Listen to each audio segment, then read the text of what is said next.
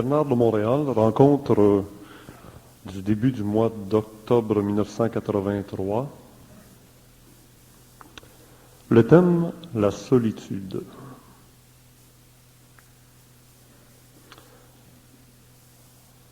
On dit qu'on est seul et qu'on meurt seul.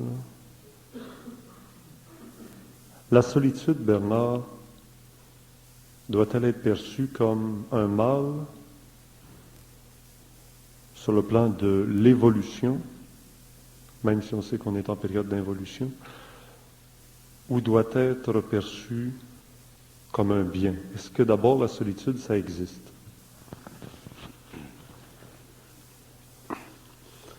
La solitude, d'abord, ça fait partie de la condition humaine, ça fait partie de la condition de certains hommes, de certains êtres humains. Et la solitude, c'est une condition qui n'est pas nécessaire, qui n'est pas bonne, et qui existe parce qu'il y a chez l'homme, chez l'être humain, des manques. Ce qui crée la solitude, c'est une pauvreté dans l'esprit quelque part, un manque de richesse quelque part dans l'esprit, causé par certains blocages, soit d'ordre émotif ou soit d'ordre simplement psychologique, mental. La solitude, c'est pas bon parce que l'homme, soit l'homme sur le plan matériel, c'est-à-dire l'esprit dans la matière, ou l'esprit en dehors de la matière, doit continuellement, au cours de l'évolution, convenir avec d'autres esprits dans la matière ou en dehors de la matière. Donc, la communication, c'est fondamental dans le cosmos. C'est fondamental, la communication. Et là où il y a communication, il n'y a plus de solitude. Maintenant, dans le phénomène de la solitude, dans ce qu'on appelle la solitude, il y a différents aspects. Il y a des gens qui peuvent être seuls dans leur esprit, mais ne pas sentir la solitude. Il y a des gens qui peuvent être dans le public et sentir la solitude. Il y a des gens qui sont dans une ville comme New York et qui sentent la solitude. Donc, la solitude, ce n'est pas nécessairement quelque chose de physique, dans ce sens que ce n'est pas parce qu'une personne est en contact avec des êtres humains qu'il n'y aura pas de solitude. La solitude prend son origine dans l'état d'esprit de l'homme. Et pour que l'homme dépasse la solitude, il faut qu'il y ait en lui certains ingrédients. Un de ces ingrédients, c'est la capacité de communiquer. Un deuxième, c'est la capacité d'aimer l'être humain. Il y a des êtres qui n'aiment pas les êtres humains. Ils n'aiment pas les êtres humains parce qu'ils ne s'aiment pas eux-mêmes. Pour aimer l'être humain, il faut s'aimer soi-même. Donc, ces êtres-là peuvent vivre la solitude. Et un autre ingrédient dans la solitude, c'est la tristesse de l'esprit. Il y a des êtres humains qui vivent une sorte de tristesse dans l'esprit, tristesse qui naît d'un manque d'énergie émotive, qui naît d'un manque de créativité à travers l'énergie émotionnelle. Ça crée une tristesse. Et les êtres qui vivent de tristesse dans l'esprit sont des êtres seuls qui ne peuvent pas apporter dans le monde autour d'eux facilement de la joie. Donc, un être qui est victime de la solitude, c'est un être qui n'est pas capable d'apporter facilement de la joie. Maintenant, dans la solitude, il y a une autre chose, il y a un autre, pas un aspect, mais il y a une autre dimension. Un être qui est très, très conscient, par exemple, est un être solitaire. Il n'est pas solitaire dans son esprit. Il est solitaire dans son intelligence. Alors, il est solitaire dans son intelligence parce que son intelligence présuppose une condition d'entendement vis-à-vis la vie, sa vie personnelle, la vie du monde, la vie de la planète, la vie de l'évolution. Donc, il est solitaire dans son intelligence, mais il n'est pas un être victime de la solitude sur le plan humain. Donc, un être qui est solitaire dans son intelligence va être capable, lorsqu'il descend de sa montagne, de rencontrer des gens dans la vallée et de s'entretenir avec eux. Et ainsi, il va briser sa condition et ensuite il va revenir peut-être plus tard à sa montagne pour confronter encore plus loin, d'une façon plus vaste, les mystères de la vie, et ainsi de suite, selon sa vibration, selon son intelligence, selon sa capacité personnelle évolutive de traiter avec des problèmes d'ordre évolutif que seul lui, en tant qu'être, peut traiter. Et ensuite, il va redescendre de sa montagne et il va aller retrouver ses amis. Ça, c'est un aspect de la solitude. Sur le plan humain, sur le plan de la société d'aujourd'hui, plus la société se fragmente, plus la société devient inhumaine, plus elle devient aliénée, plus l'être humain souffre de solitude parce que tous les êtres humains dans cette société, au fur et à mesure qu'elle se fragmente, perdent leur conscience. Ils astralisent leur conscience, donc ils s'éloignent du but fondamental de la vie sur un plan matériel, celui de construire avec des hommes qui ont un esprit, une intelligence, un amour et une volonté parallèles. Donc, la société aujourd'hui tend à créer et à imposer des conditions qui font en sorte que l'homme moderne, surtout dans les grands centres, devient de plus en plus seul. Et automatiquement, cet homme devient de plus en plus malheureux et il crée autour de lui de moins en moins de joie et ça se communique. Donc aujourd'hui, l'homme moderne est plus seul qu'il était il y a 20 ans, 40 ans, 50 ans. Et ça, c'est très dangereux parce que la société est incapable de donner à l'homme ce dont il a de besoin pour survivre psychiquement. La société est capable de donner à l'homme ce dont il a de besoin pour survivre matériellement, mais non pas psychiquement. Et si l'homme n'est pas capable de survivre psychiquement, quels que soient les aspects de la matérialité ou de l'abondance matérielle qu'il a, ces aspects-là ne pourront jamais convenir à son esprit, à moins qu'il soit très, très matériel.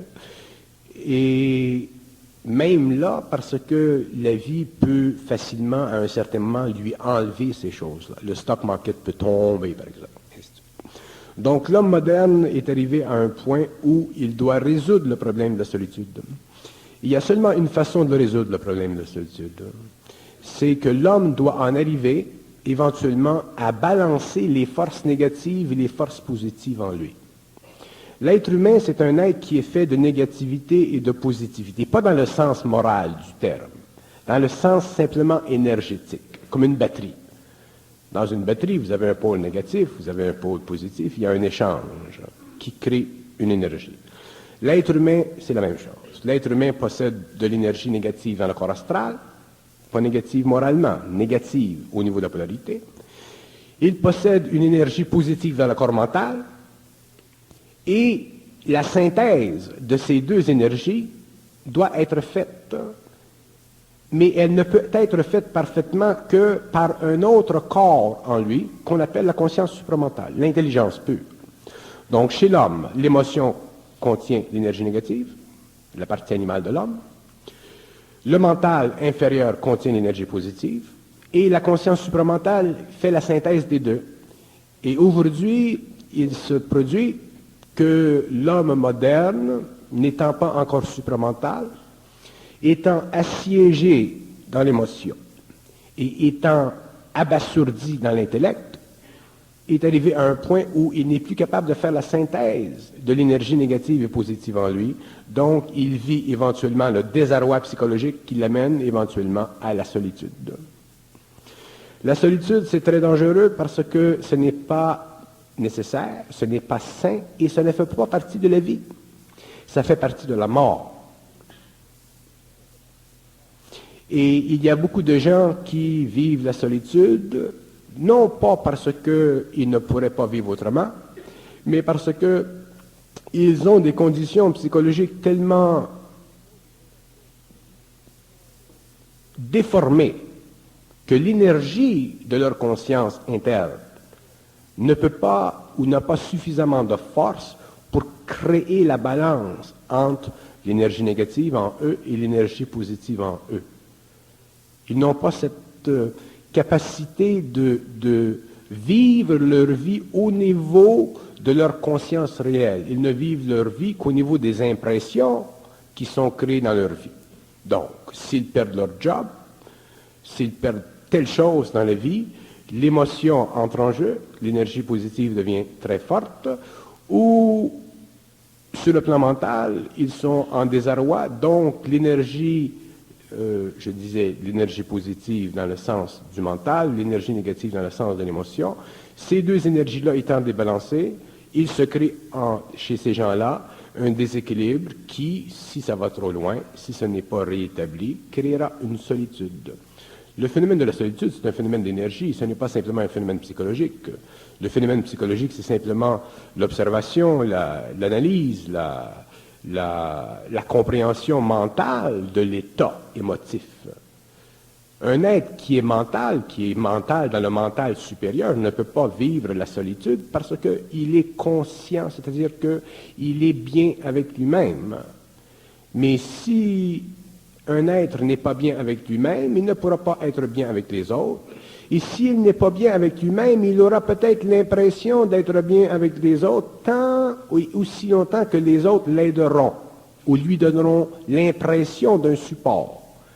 Mais si ça donne que les autres autour de lui enlèvent le support, il deviendra un être assujetti à sa propre condition, donc éventuellement il vivra la solitude. La solitude, c'est un état d'esprit qui se corrige, c'est-à-dire que c'est un état d'esprit qui requiert la compréhension des lois de l'homme. C'est-à-dire que l'homme doit comprendre les lois de son émotion, les lois de son mental inférieur, pour en arriver éventuellement, si ça fait partie de son évolution, de comprendre les lois du mental supérieur qui régit les aspects négatifs et positifs de sa polarité. À ce moment-là, il sort de cette solitude. Il y a un phénomène chez l'être inconscient qui est universel. L'être inconscient, tous les êtres inconscients, vivent ce que j'appelle, ou ce que je pourrais appeler, une condition existentielle assujettie à l'environnement. Donc, tous les êtres de la Terre vivent une condition de vie qui est assujettis à ce qui se passe autour d'eux. Si l'économie va bien, ça va bien. Si la religion va bien, ça va bien. Si l'économie va mal, ça va mal. Si la religion va mal, ça va mal. Si la politique va bien, ça va bien. Si la politique va mal. Dans différents aspects, selon leur liaison avec les différents systèmes de la conscience humaine. Et ça, c'est très dangereux. Et c'est d'ailleurs ce qui sera dépassé dans la nouvelle race en évolution. L'homme qui vit dans une société doit bénéficier de ce que la société au large produit, mais l'homme ne doit jamais être victime du processus de socialisation. C'est-à-dire que l'homme ne doit jamais être victime des conditions sociales pour son état interne. L'homme doit être bien dans sa peau, quel que soit ce qui se passe dans le monde. Si ça va bien dans le monde, c'est plus facile pour lui d'être bien dans sa peau. Si ça va mal dans le monde, il devrait être capable quand même d'être bien dans sa peau, parce que être bien dans sa peau, c'est la seule condition absolue de la conscience humaine. Tout le reste est relatif. Donc, si l'homme n'est pas capable d'être absolu dans sa conscience, il ne peut pas être bien dans sa peau, donc, selon les conditions extérieures. Selon la fragmentation psychologique de la société, il subira les conditions planétaires de la civilisation.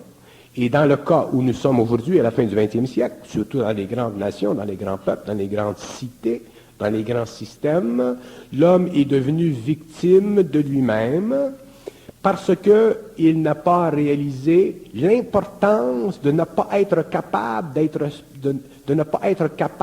seul. L'homme doit en arriver dans la vie à ne pas être capable d'être seul, à ne pas être capable de se sentir seul. Un homme qui moindrement se sent seul ou sent de la solitude, c'est un homme qui manque de créativité. C'est un homme qui manque, où il y a un manque dans l'intelligence et dans la volonté. Qu'il y ait chez l'homme, pendant une certaine période, une certaine solitude, c'est normal, parce qu'il y a des ajustements dans la vie, il y a des raccordements, il y a des crises, c'est normal.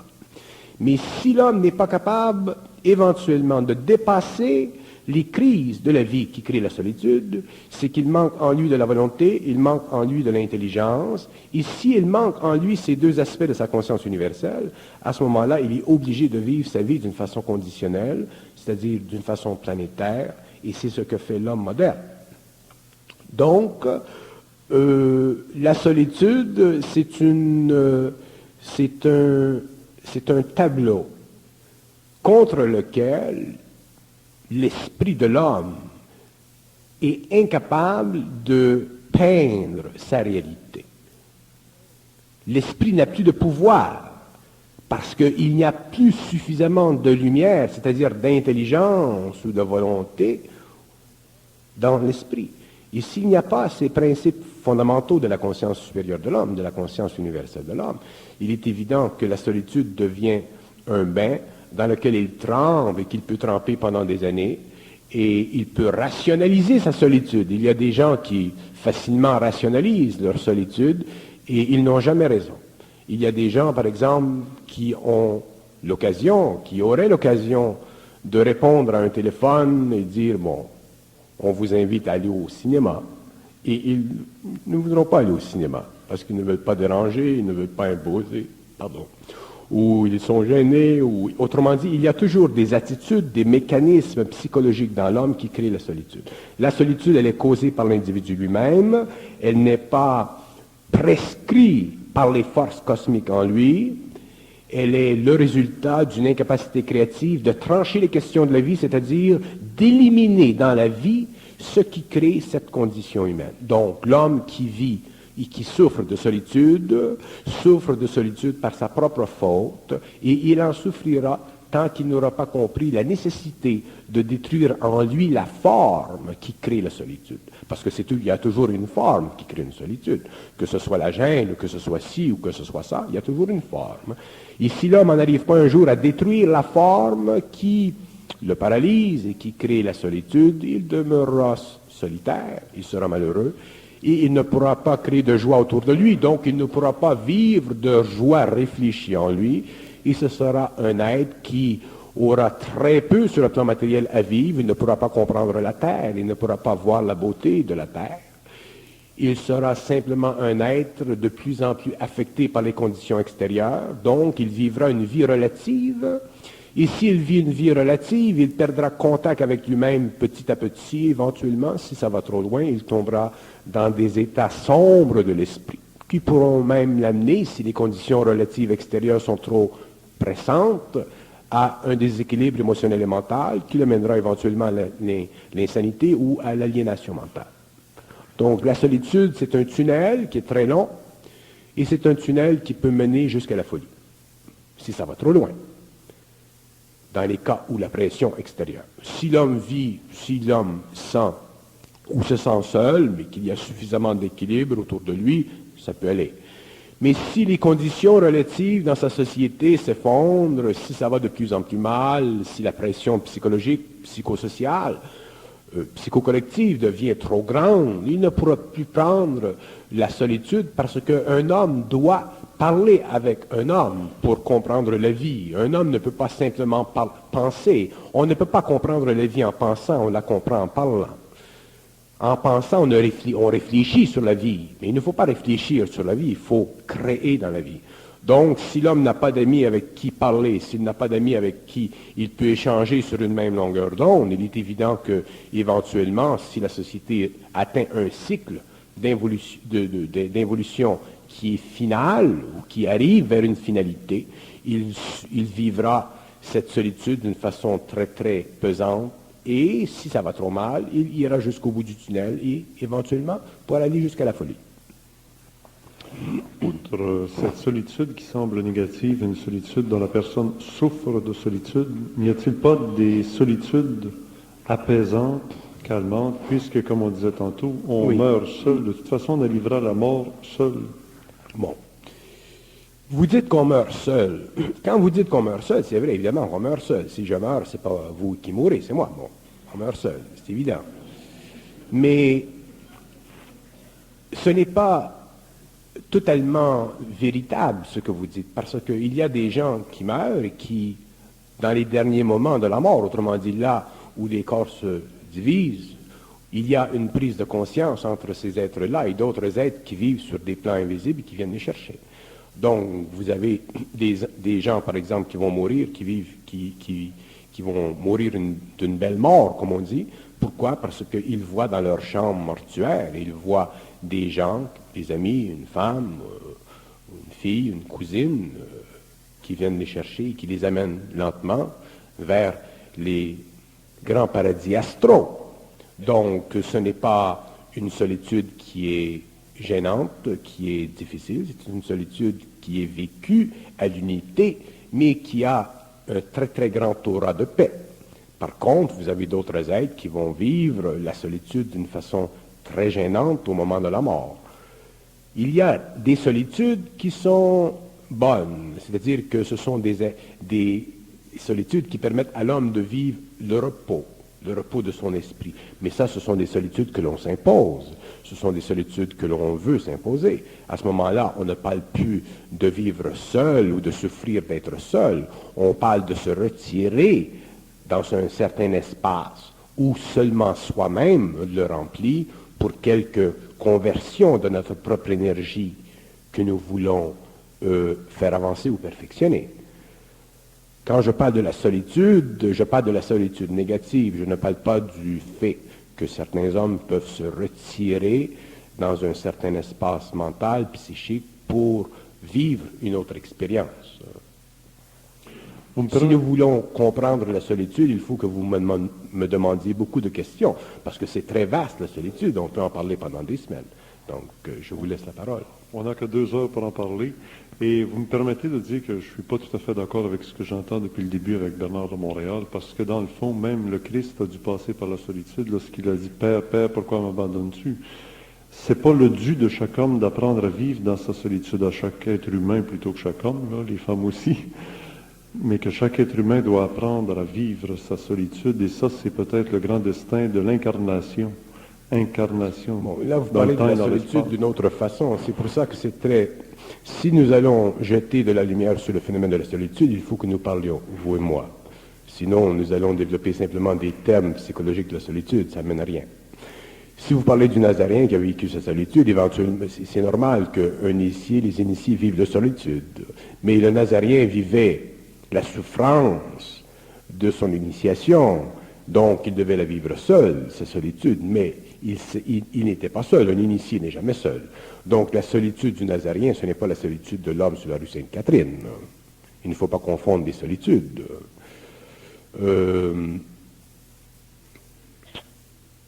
Si nous parlons de la solitude de l'homme, il nous faut reconnaître, et c'est très juste ce que vous dites, que l'homme doit être capable de vivre sa solitude. Ce que vous dites, dans le fond, lorsque vous parlez ou que vous dites que l'homme doit vivre sa solitude, ce n'est pas négatif. Il faut voir la solitude. Il y a la solitude négative, il y a la solitude positive, il y a l'amour négatif, il y a l'amour positif. Il faut toujours voir la polarité. Alors, il y a chez l'homme la nécessité de vivre ou d'être capable d'être seul.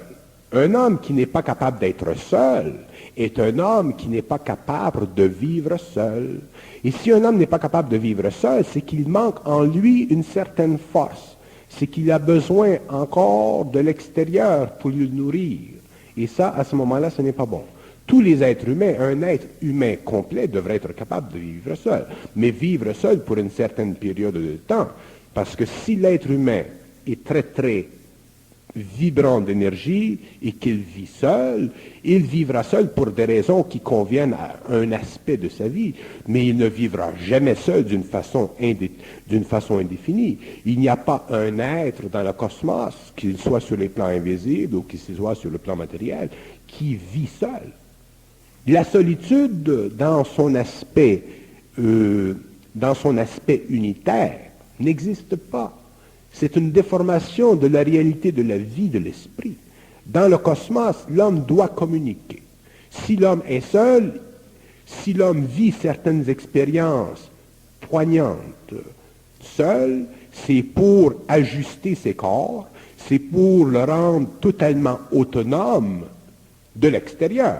Mais ça, c'est une période qui est plus ou moins courte ou qui est plus ou moins longue. Un être humain ne peut pas vivre seul indéfiniment parce que la créativité chez l'être humain nécessite qu'il y ait connexion, qu'il y ait interconnexion, qu'il y ait interrelation avec le monde. Donc un être humain, qu'il soit initié ou qu'il soit simple mortel, ne peut pas vivre seul indéfiniment. Il peut vivre certaines expériences seul, à l'intérieur desquelles il va transmuter son matériel énergétique, mais éventuellement il reviendra dans une société quelconque, dans un cercle quelconque, dans une fraternité quelconque, pour échanger, pour rendre public le fruit de sa transformation. C'est impossible à un être de vivre seul. C'est une condition qui n'existe pas dans le cosmos, puisque dans le cosmos, la condition fondamentale du mouvement de l'énergie de l'esprit, c'est la communication. Donc, s'il y a solitude dans la vie d'un homme, ça peut être temporaire. Il doit être capable de la vivre d'une façon puissante, c'est-à-dire d'une façon où il ne souffre pas psychologiquement de la solitude. Mais un être peut être imposé de vivre une solitude sur le plan de l'énergie et il doit être capable de la vivre, cette solitude. Éventuellement, elle sera retournée, cette solitude, pour devenir une sorte de plénitude, c'est-à-dire un rapport très très exact avec les êtres, ses frères ou les hommes de la Terre. Comme vous me dites que dans le cosmos, ça n'existe pas la solitude, Dieu est un, unique et seul. Mais oui, mais vous faites de la philosophie, Dieu est un, unique et seul. Que vous savez, vous, si Dieu est un, unique et seul? Qu'est-ce que vous savez de Dieu si est un, unique et seul? Dieu, qu'est-ce que c'est Dieu? Dieu, c'est une conception humaine. La conversion de l'énergie mentale en informatique céleste. Vous avez ça, ces mots-là? Bon, qu'est-ce que c'est? Dieu est seul. Qu'est-ce que ça veut dire que Dieu est seul? Ce sont des mots qui sont employés par l'homme pour permettre à l'homme de réaliser l'unité dans le cosmos, l'unité de l'absolu. Mais de dire que Dieu est seul, ça ne veut absolument rien dire. C'est l'homme qui est seul. Le phénomène de la solitude, ce n'est pas un phénomène divin, c'est un phénomène mortel. Ce n'est pas divinisant d'être seul.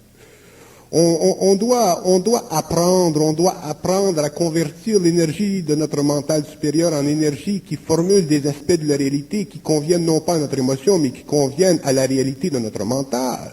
De dire que Dieu est seul, ça ne veut absolument rien dire. C'est simplement jouer avec des mots pour créer un état d'esprit psychologique qui nous permet d'aller plus loin dans la conversion du concept de solitude. Mais Dieu n'est pas seul et Dieu n'est même pas ce que nous pensons. Dieu n'est pas ce que nous pensons. Ce que nous pensons, c'est simplement de la foutaise. Nous sommes de la foutaise. Dès que l'homme pense, il est foutaise. C'est lorsque l'homme parle qu'il devient intelligent. Ce n'est pas lorsque nous pensons. Et le problème, c'est que nous parlons des choses que nous avons déjà pensées. Il ne faut pas parler de choses que nous avons déjà pensées, parce que déjà, nous parlons de la foutaise. Donc, nous devons parler des choses que nous n'avons jamais pensées. Nous devons parler des choses qui n'ont jamais été pensées. Donc, nous devons créer constamment avec le mental supérieur une forme, parce que l'énergie entre dans le mental, fait vibrer les neurones et rejette dans le monde quelque chose qui n'existe pas au niveau de la forme, mais qui existe au niveau de la réalité et que nous devons découvrir au niveau de la réalité au fur et à mesure que nous parlons de la réalité. Mais si nous conversons ou si nous parlons de choses qui ont déjà été pensées, à ce moment-là, c'est comme manger du lait caillé et nous nous rendons malades. De dire que Dieu est seul, ça ne veut rien dire. On ne peut même pas dire si Dieu écoutait ça, il rirait, parce que ça, c'est penser des choses que nous pensons. Donc, nous ne sommes pas capables nous devons éventuellement créer des choses, créer des formes qui nous permettent de canaliser de l'énergie qui change la vibration de notre mental pour altérer la dimension psychologique de notre mental inférieur et de notre émotion. C'est à ce moment-là que nous commençons à comprendre ce que nous sommes, de comprendre ce qui est, et comprendre l'infinité de la réalité et de ne pas nous laisser prendre dans les formes et incapable d'être autrement. L'homme doit changer sa condition. L'être humain, c'est un être créateur ou il doit devenir un être créateur, non pas simplement un être mécanique. L'homme doit changer sa condition. Si l'homme souffre de la solitude, il doit tuer la solitude. Si l'homme il est pauvre, il doit tuer la pauvreté. Si l'homme il est ici, il doit tuer ceci. L'homme doit tuer tout ce qui n'est pas créatif en lui. Et à ce moment-là, il devient plein, il vit la plénitude. À ce moment-là, la solitude n'existe pour lui que s'il veut bien la vivre, pour la transmutation de ses corps subtils, pour vivre un état d'énergie où seul lui peut vivre cet état d'énergie. Mais lorsqu'il retourne dans le monde, il n'est plus seul. Si tous les hommes étaient créateurs en même temps, un peu comme le Christ pouvait le faire, le Nazaréen, sur l'embarcation qu'il conduisait sur le lac de Tibériade, il décidait qu'il fasse soleil après la tempête, mais que l'autre à côté décide qu'il continue à pleuvoir pendant que l'autre voulait qu'il fasse soleil. Vous remarquez tout de suite que tous les génies, tous les grands initiés étaient seuls. Oui, mais les initiés ne sont pas des génies. Les génies, ce sont des petits hommes avec des grosses têtes. Les initiés sont des êtres. Ce sont des êtres complets. Ce ne sont pas des petits hommes avec des grandes têtes. Vous ne pouvez pas comparer le Nazaréen à un génie. Ce n'était pas un génie, le Nazaréen, c'était un homme très simple. Donc, quand j'ai dit les génies, point virgule, et Jésus de Nazaréen. Là, on ne fait pas de la littérature, mais quand même, c'était pour dire que les génies aussi, on les retrouve seuls. Les génies sont seuls parce que les génies, ce sont des êtres qui ont des défaillances. Les génies, ce sont des fruits qui sont très, très beaux. Ils sont très gros, mais ils ont des faiblesses. C'est ça, être un génie. Être un génie, c'est avoir une faille. Autrement dit, le génie, c'est un homme qui n'est pas complet, mais qui, à cause de son évolution et à cause du travail qu'il doit faire sur une planète, a développé certaines facultés qui sont au-delà de la normale humaine. C'est ce qui les rend génial, si vous voulez. Mais ils ont des faiblesses. Le génie, ce n'est pas un surhomme. Le génie, ce n'est pas un homme complet. Le génie, ce n'est pas l'homme de la 6e race. Le génie, c'est l'empreinte de la mémoire cosmique dans l'homme de la 5e race racine. Le génie, c'est un être qui n'est pas total. Le génie, c'est un être qui doit mourir. Le génie, c'est un être qui doit revenir sur la vie. Le génie, c'est un être qui doit un jour ne plus être génie, mais être conscient.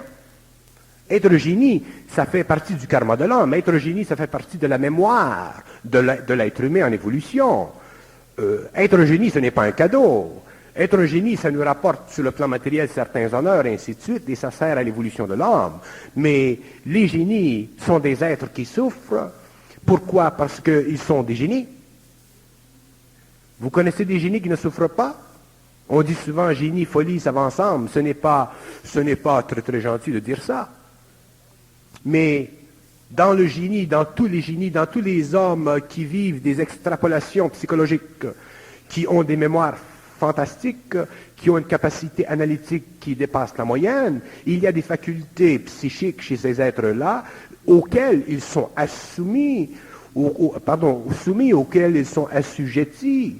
Le génie, c'est un homme qui a un karma à vivre. L'homme doit dépasser le stage du génie, il doit devenir un être supramental, il doit devenir un être qui est totalement intégré dans sa conscience supérieure. Pour parler de génie, nous parlons de génie aujourd'hui parce que la masse humaine est tellement ignorante, elle est tellement incapable de créativité, mais il y a des civilisations où être un génie, c'est aussi normal que pour nous d'être ignorants. Donc, la géniocratie, les génies, il ne s'agit pas pour un homme d'être un génie, il s'agit pour un homme d'être bien dans sa peau. Si un homme est un génie, il n'est pas bien dans sa peau, il est mieux d'être sans dessin et bien dans sa peau. Si je reprends une explication que Bernard nous a déjà donnée dans le passé, nous disant que notre société est la pyramide aplatie, mais que le meilleur système est le système pyramidal dans notre politique, dans notre science, dans notre économie, et qu'au départ, si on pense à la pyramide, on va remonter vers la pointe, et à la pointe, au sommet, il n'y a pas la multitude, mais il y a la solitude. Il y a la solitude, il y a une solitude cosmique. Si nous avions, par exemple, une république impériale, ou si nous avions une république dans le sens cosmique du terme, c'est-à-dire une pyramide où vous avez des initiés au-dessus d'une pyramide, effectivement, il y a une solitude, dans ce sens que, vous savez, la solitude d'un initié ou la solitude d'un être qui est à la pointe d'une pyramide, ce n'est pas une solitude psychologique, c'est une solitude de compréhension. Mais ce n'est pas une solitude vide, c'est une solitude pleine. Un homme qui est un être humain qui est un initié, autrement dit un être humain qui est en contact avec la conscience supramentale d'une façon totale, ne souffre pas d'être seul. Il ne souffre pas d'être seul parce que sa solitude se remplit constamment. Elle se remplit, sa solitude. Elle se remplit par le fait qu'il est déjà en conversation ou en contact avec une énergie qui est totale. Donc, il est seul par rapport aux hommes, c'est-à-dire qu'il ne peut pas expliquer, si vous voulez, ou parler, si vous voulez, ou rejoindre, si vous voulez, toute la masse à la base de la pyramide, mais il peut facilement descendre à la base de la pyramide et ajuster ses vibrations et parler au peuple qui est là. C'est normal. Un être qui est seul dans le sens cosmique du terme, ce n'est pas un être qui réserve ou qui est réservé à lui-même, c'est un être qui est maintenu à l'intérieur de lui-même, mais qui peut facilement entrer en relation avec les hommes à la base de la pyramide. Ce n'est pas le même phénomène de solitude. Il ne faut pas mélanger la solitude des initiés avec la solitude psychologique de l'homme. Ce n'est pas une solitude. L'initié ne vit pas... L'initié, il est solitaire dans son intelligence, il est seul dans sa compréhension, il est seul dans sa capacité de réaliser certaines choses parce qu'il a lui-même cette vibration. C'est un phénomène de vibration. Mais ce n'est pas un phénomène psychologique. La solitude, elle commence et elle se termine à l'intérieur de la psychologie humaine. Quand nous parlons de solitude, nous devons parler de solitude psychologiquement, non pas vibratoirement. Un homme qui est vibratoire, qui a une conscience vibratoire, qui a une conscience supramentale, autrement dit, n'est pas seul, même s'il est seul, il n'est pas seul. Non. Mais un homme qui a une conscience psychologique peut être seul. Ou il peut ne pas être seul, mais il sera toujours seul. Les hommes sont toujours un peu seuls. Mais pourquoi ils sont un peu seuls? Parce qu'ils ne sont pas pleins d'eux-mêmes, autrement dit. Ils n'ont pas la connexion, ils n'ont pas conscience, ils ne sont pas en relation vibratoire avec l'énergie qui fait la synthèse de leur émotion et de leur mental, ce qu'on appelle la conscience supramentale. Vous nous avez souvent parlé d'être centrique. La centricité n'est-il pas déjà un phénomène de solitude?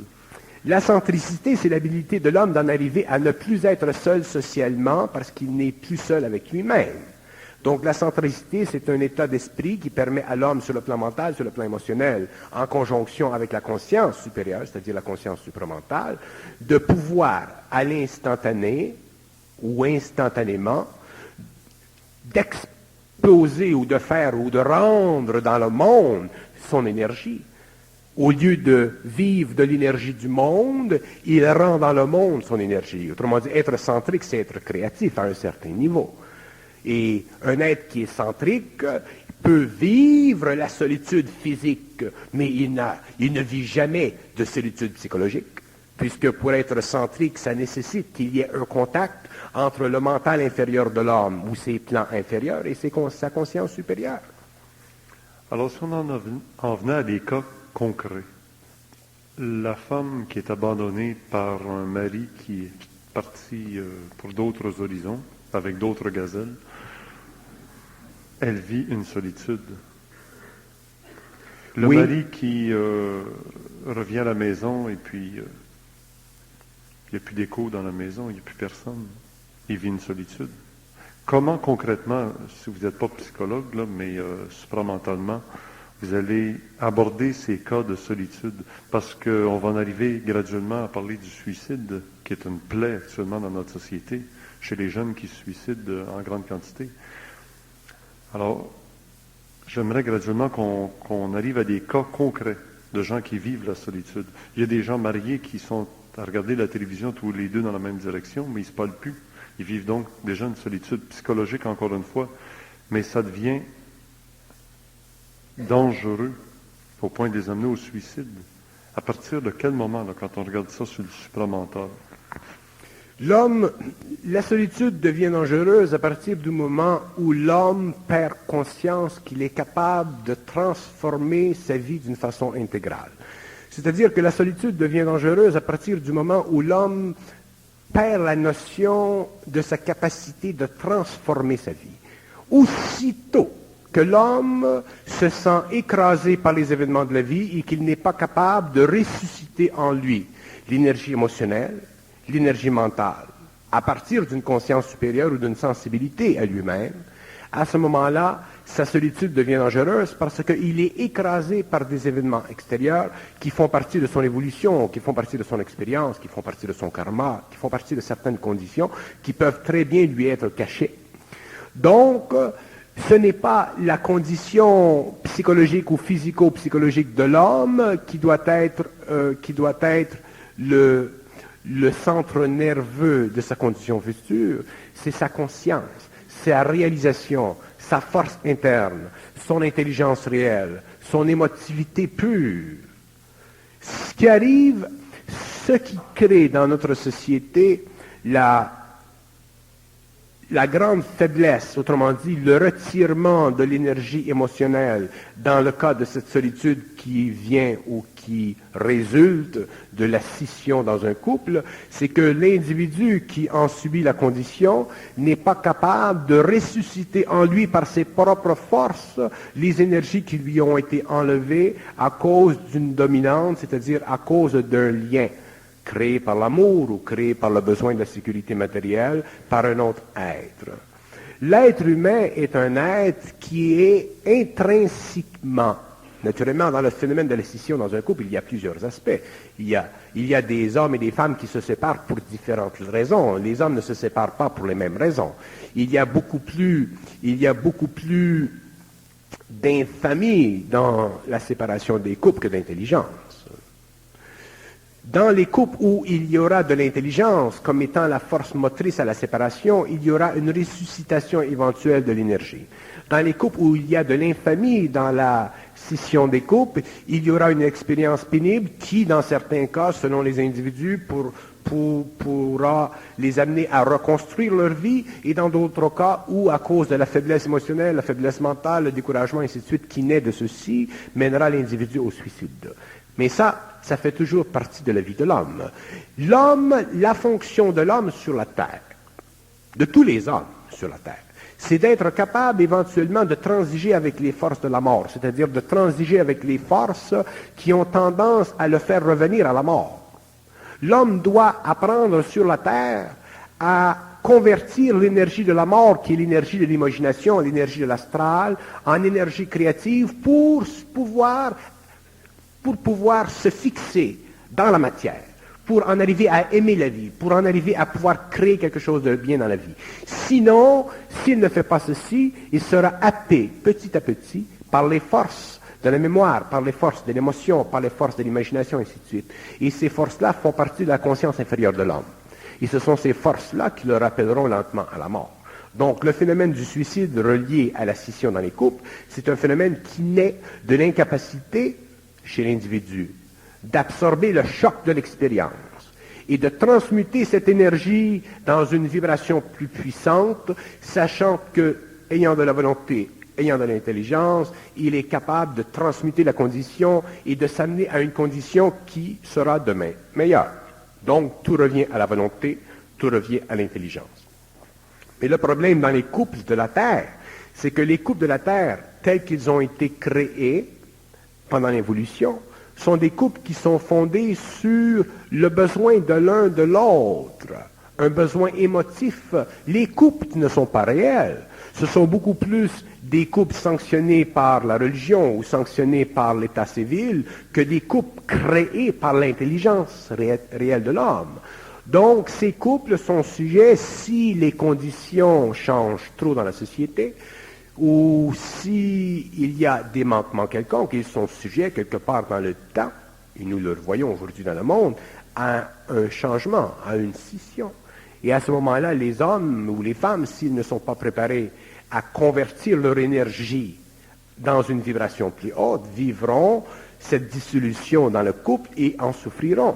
Mais ce sera parce qu'ils n'auront pas été capables de transmuter les lois de la vie planétaire, c'est-à-dire les lois de l'expérience. Il faut que l'homme en arrive un jour à dépasser l'expérience, dépasser la condition. Et tout ceci fait partie du plan de vie de l'homme. L'homme rencontre dans la vie, ou la femme rencontre dans la vie tel personnage. Et ce personnage représente pour elle ou pour lui une condition de joie, de bonheur, ainsi de suite. Ils sont jeunes, ils ont 18 ans, ils ont 20 ans. Rendu à 20, 30 ans, la vie change, mais tout ceci fait partie du plan de vie. Et si ces gens-là n'arrivent pas un jour à comprendre leur couple, c'est-à-dire à le créer leur couple, ou à le vivre d'une façon autonome, quand je dis d'une façon autonome, je ne veux pas dire dans l'esprit d'un certain libertinage, je dis dans l'esprit d'une condition permettant à l'homme et à la femme d'être des êtres totalement centriques, de pouvoir échanger entre eux.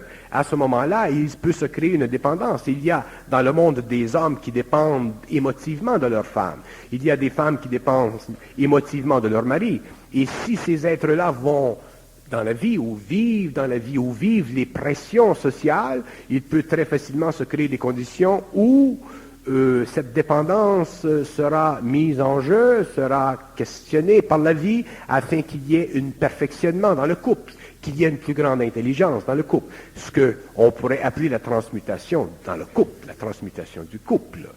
L'être humain, un couple, ce n'est pas de l'accouplement, et un couple, ce n'est pas non plus de l'esclavage. Donc, si dans le couple il y a simplement de l'accouplement, ou s'il y a de l'esclavage, ce n'est pas un couple, ce n'est pas la création de l'homme et de la femme à partir du mental supérieur, c'est une condition qui est le résultat d'un paramètre émotionnel ou d'un paramètre psychologique, que peut-être que le bonhomme a beaucoup d'argent, ou que la bonne femme, elle est très bien rondée, mais ça, ce ne sont pas des valeurs réelles. On ne peut pas former un couple sur des aspects psychologiques. On doit former un couple sur des aspects qui relèvent de notre intelligence pure. Et c'est de notre intelligence pure que nous pouvons voir les possibilités de notre couple. Et lorsque l'homme voit les possibilités du couple, il ne voit plus les limites du couple. Et même s'il y a dans le couple des limites, ces limites-là ne sont plus importantes parce qu'elles sont déjà dépassées par les possibilités. Vous me faites penser au thème de la soirée qui s'intitule « La solitude ». Ne pourrait-il pas aussi avoir des solitudes de couple? Oui, il y a solitude dans le couple parce qu'il y a des couples qui restent ensemble ou qui sont ensemble parce que les deux individus ont peur de perdre l'équilibre psychologique, social, financier, émotif que leur apporte le couple. Et ce sont des équilibres qui ont été créés pendant des années de temps, ainsi de suite. Et les deux êtres vivent une solitude parce qu'il n'y a pas entre eux de pont, c'est-à-dire qu'il n'y a pas de relation mentale suffisante en eux pour que les conditions du couple soient transmutées. Donc les deux sont des couples, ils sont un couple, mais ils ne sont pas réels dans leur couple, donc ils ne peuvent pas vivre leur couple d'une façon guidable, c'est-à-dire qu'ils ne peuvent pas trouver dans leur couple l'énergie nécessaire pour constamment transmuter leur vie, constamment donner à leur vie une dimension profonde, une dimension sans limite. Donc, ils sont esclaves de leur couple. Et si ils sont trop esclaves de leur couple, ils peuvent vivre leur couple pendant des années de temps. Est-ce que c'est la seule porte de sortie sur la Terre de vivre en couple? Vivre en couple, c'est la plus belle sortie et c'est la plus belle condition de vie de l'homme. Vivre en couple, ça veut dire pouvoir parler avec quelqu'un dans la nuit. Ça veut dire pouvoir parler avec quelqu'un le jour. Ça veut dire pouvoir créer possiblement une tierce personne qui crée une famille, et ainsi de suite. Donc, vivre en couple, c'est la nature même des choses, ça fait partie des lois de la Trinité. Moi, je parle souvent du couple, où je semble souvent jeter sur le couple une certaine poudre, parce que je sais très bien qu'il y a beaucoup de couples qui ne sont pas réels, ou je sais très bien que des couples qui ont un fond de réalité, mais qui est un peu brumeux. Alors, je jette de la poudre sur le couple, je parle de la transmutation du couple. Un couple doit être, dans un couple, l'alliance entre un homme et une femme, ce doit être une alliance qui est parfaite au niveau des besoins du couple. Autrement dit, ce n'est pas un autre couple qui peut dicter à un autre couple ce qui est nécessaire à l'intérieur de ce couple. C'est le couple qui comprend, qui sait et qui est capable de vivre selon les conditions de sa vibration. Alors, le couple doit être vécu d'une façon très, très intelligente, et pour le vivre d'une façon très intelligente, souvent il faut l'amener à se débarrasser des antiquités. Il y a des couples qui sont trop antiques. Il y a des couples sur lesquels, ou à l'intérieur desquels, il y a trop de poussière. Il faut qu'il y ait de l'éclaircissement, il faut qu'il y ait un ajustement. Je vous donne un exemple. On va prendre, par exemple, vous avez des couples, et ça fait partie de la nature humaine. Hein. Vous avez des hommes et des femmes qui sont ensemble. On prend surtout les jeunes qui s'aiment, qui ne sont pas encore des couples au niveau de la famille, et ainsi de suite, qui sont simplement accouplés pendant un certain temps, qui s'aiment, qui sont liés par l'amour humain, astral, émotif, le romantisme, et ainsi de suite. Vous avez dans ces couples des petites périodes. Chez certains, c'est à tous les 2 semaines. À tous les 2 semaines, il faut qu'ils se bavent un peu. Alors, ils se fouettent un petit peu. Et quand ils se sont fouettés, ils s'aiment, et ils retournent dans le lit et ils recoulent. Et 2 semaines plus tard, encore la même chose, et ils recoulent. Surtout pendant la période où la femme est dans son cycle menstruel. Et là, encore, ça crée encore ces bavures et ensuite on recoule. Et il y a des couples comme ça qui recoulent pendant des années. Mais ce qui arrive, c'est que si on recoule trop éventuellement et qu'on ne comprend pas le phénomène du recoulement, on coule. Alors, je n'ai absolument rien contre le fait que les gens se fouettent un petit peu pour ajuster et comprendre, se comprendre mieux. Rendu à 60 ans, 65 ans, on ne se fouette pas tellement, on s'est tellement fouetté qu'on prend un break. Mais quand on est jeune, on a la peau dure, donc on se fouette un petit peu et on recoule. Et c'est l'histoire des amoureux. Et c'est très bien, c'est l'histoire des films. You break up, puis reconnect, puis tout ça, là, ce qu'on connaît. Là. Mais au moins, dans ces couples-là, on sent qu'il y a quelque chose de très puissant qui les tient. Et c'est l'intelligence de leur esprit qui leur permet de vivre un amour qui est suffisamment réel pour dépasser les conditions du fouettage. Et quand ils recoulent, ils ont oublié tout, ainsi de suite. Mais, par contre, il y a des couples qui se fouettent, et qui se fouettent non pas parce qu'ils s'ajustent au niveau de leur esprit, mais parce qu'il y a des aspects en eux qui ne sont pas totaux. C'est-à-dire que la femme, elle a quelque chose qui ne va pas, l'homme a quelque chose qui ne va pas, il y a quelque chose dans le couple qui ne va pas, il y a une faille dans le couple qui est profonde, mais la finance, les conditions, l'enfant, et ainsi de suite, il y a des conditions qui sont tellement fortes qui empêchent que ce couple se dissoudre. Et ce sont ces gens-là qui se fouettent un peu trop. Et nous avons dans les journaux, et ainsi de suite, des histoires où l'homme et la femme se sont trop fouettés. Et ça, c'est une autre sorte de couple. Ce sont des couples malheureux. Ce sont des couples qui sont inévitablement amenés à la séparation, éventuellement, parce que les forces de l'esprit sont trop grandes. Remarquez que l'esprit, qui est la force nominale de l'homme, c'est une énergie qui veut toujours être libre. Il n'y a rien de plus libre dans le cosmos que l'esprit de l'homme. Et quand je parle de l'esprit de l'homme, je parle de l'énergie de l'homme qui passe dans le mental, dans l'émotion, dans le vital et dans le physique. Donc cette énergie dans l'homme, qui est une énergie évolutive, qui fait évoluer les principes inférieurs de l'homme, elle doit et elle veut être libre. Elle n'a aucune, l'esprit de l'homme n'a aucune objection au couple. D'ailleurs, c'est l'esprit de l'homme qui crée le couple. L'esprit de l'homme qui crée le couple. Il le crée avec une femme, il le crée avec un homme, ou il le crée avec 2 hommes, ou il le crée avec 2 femmes. C'est sans importance. Mais il crée le couple. Donc, l'esprit veut bien créer le couple, mais il veut être libre, évolutivement, à l'intérieur du couple qu'il a créé. Maintenant, si, à l'intérieur du couple qu'il a créé, l'ego met en échec la liberté évolutive de l'esprit, éventuellement, il y aura des situations créées par l'esprit pour permettre que les 2 égos évoluent. C'est la loi de la vie. Là, vous venez de dire des couples créés entre un homme et une femme, d'accord, c'est visible, c'est naturel, et ça peut faire des enfants forts, mais 2 femmes ou 2 hommes qui créent un couple. 2 femmes ou 2 hommes, que ce soit 2 femmes ou 2 hommes, un couple créé par 2 femmes ou un couple créé par 2 hommes, c'est un couple. N'oubliez pas une chose, que lorsque nous concevons, nous pensons couple, nous, les hommes, nous pensons couple selon les conventions de notre culture. Le couple dans la civilisation judéo-chrétienne, le couple en Polynésie, le couple en Afrique, ce sont des couples différents. Donc, il y a des peuples pour qui vous avez un homme avec et 15 femmes.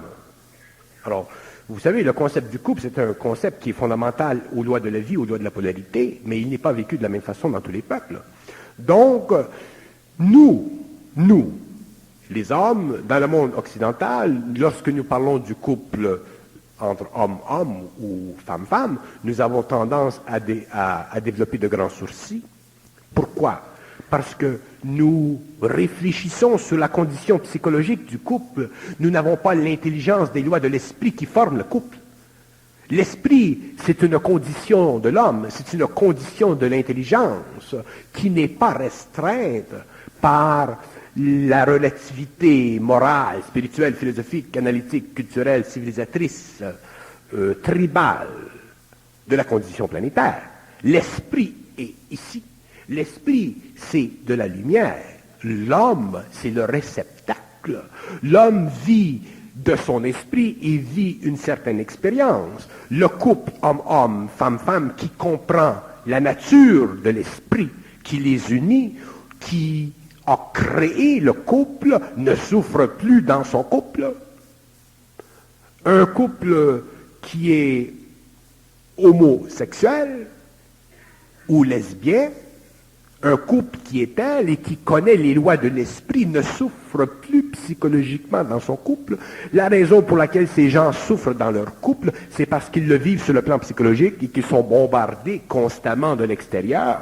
Ils sont jugés constamment de l'extérieur. Et les hommes et la société ne réalisent pas que l'être humain, dans sa condition d'involution, dans son plan de vie, ne régit pas les lois de son esprit et n'est pas responsable sur le plan humain des conditions imprimées par son esprit dans son émotion, dans son mental, dans son vital et dans son physique. L'homme, ce n'est pas ce que nous voyons dans la chair.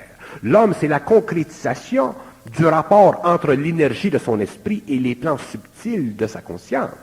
Donc, l'homme, c'est l'équilibre entre l'énergie de l'esprit, le mental, l'émotionnel, le vital et le physique. C'est ça l'homme. Et c'est simplement un aspect de l'homme. Il y a un autre aspect de l'homme qui est beaucoup plus invisible, beaucoup plus occulte, que nous pouvons appeler l'homme éthérique, l'homme éthéré, où la conscience sort du corps matériel et regarde le corps matériel, il le revoit, ce corps matériel, comme simplement une coque, et où la réalité, elle est fixée ici, dans les terres. Donc, nous avons les hommes ou les femmes qui sont accouplés ensemble, nous avons à reconnaître les lois de l'esprit. Et lorsque nous reconnaîtrons les lois de l'esprit, nous ne souffrirons plus en tant que couple non hétérosexuel. Nous vivrons notre couple selon les lois de l'esprit et non selon la dictée ou les convenances de la civilisation qui régissent les aspects émotifs et mentaux de l'accouplement, mais qui sont incapables de comprendre les lois parfaites et précises de la vie qui sont imposées dans l'évolution, dans l'incarnation, par l'esprit de l'homme. Pourrait-on parler de couple à un autre niveau? Je pense à Mozart qui formait un couple avec son piano ou à l'écrivain qui forme un couple avec son papier sur lequel il va écrire. Ce n'est pas réellement un couple, c'est une affinité psychologique qui relève de l'amour de l'être pour l'objet qui lui rend de service sur le plan créatif. C'est un peu comme la petite fille qui adore sa poupée, ainsi de suite. Cet épanchement émotionnel envers l'objet qui nous rend un certain service, qui nous permet de remplir une certaine solitude créative. C'est une façon poétique de développer entre soi-même et l'apex de notre créativité un autre sommet avec lequel nous pouvons converser sans langage. Mais ce n'est pas un couple. Les grands artistes ont toujours eu dans leur vie ces femmes, ces belles femmes ou ces sensibles femmes avec lesquelles ils ont conversé par littérature, s'ils n'ont pas conversé par recoulement. Donc, Beethoven avait son Héloïse. C'était un couple à distance, parce qu'il était trop épris de son piano et les conventions de son temps empêchaient qu'il y eût une autre manifestation de son amour. Mais nous pouvons aller à l'infini sur les qualités du couple. Mais marier un piano, c'est pas la fin du monde.